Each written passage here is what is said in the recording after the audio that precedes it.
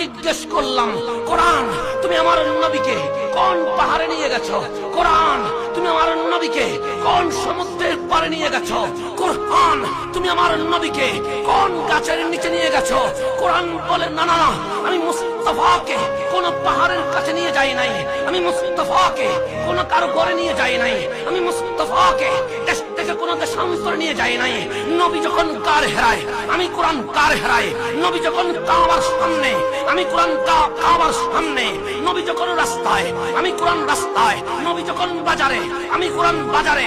নবী যখন দোকানে, আমি কোরআন দোকানে। নবী যখন ঘরে, আমি কোরআন ঘরে। নবী যখন মসজিদে, আমি কোরআন মসজিদে। নবী যখন মেরাজে, আমি কোরআন মেরাজে।